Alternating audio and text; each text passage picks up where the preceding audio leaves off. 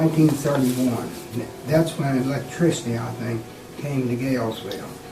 And it was also an era where they were building roads down here. Heretofore, there was terrible roads, nothing paved, nothing macadamized, and it was tough getting around.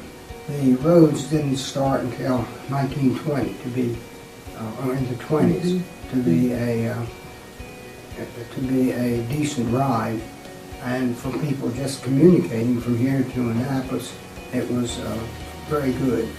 And at that time, the Emma Giles, which has a magnificent history, she served here in Galesville for both pleasure, that's people visiting people here or coming down to a boarding house.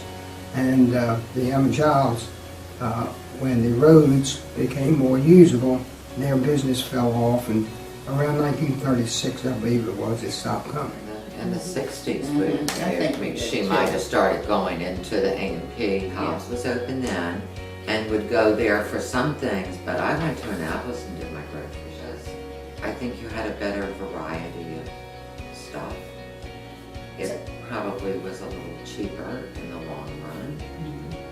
You know, not that I wouldn't, I always got my hot dogs down there. My mother didn't buy all her groceries in the village, but she used Feldman's mostly because we lived down there by Smith Brothers, and so that was the closest one. Mostly she would go to the A&P in Annapolis.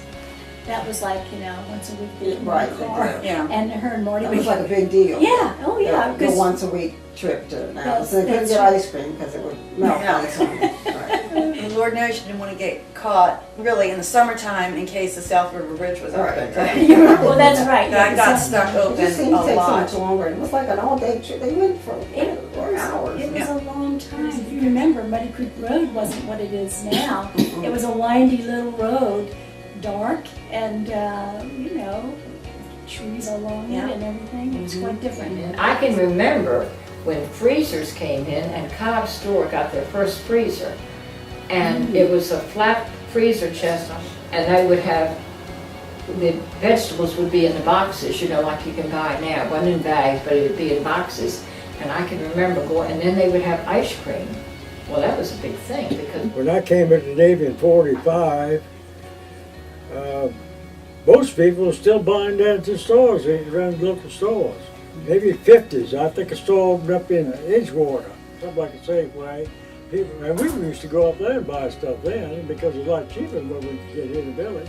And I remember too, when Dad had it, by that time I think there were more and more people coming down with their boats and staying at Harchie's. And cause I remember like Friday afternoon we would just get slammed with, you know, with all the boat people coming down for the weekend, and they would just go to the little local stores and get all their stuff. And Dad had the store a couple of years, and he came up with this brainstorm of an idea that they would have like a deli where they'd have homemade potato salad and fried chicken. And so every Friday morning, early on Friday morning, my mother and Reva Selman cooked all this stuff at my mother's kitchen. And I remember that was like a big part of our, you know, existence back then. So we think the boat people, we call them the boat people.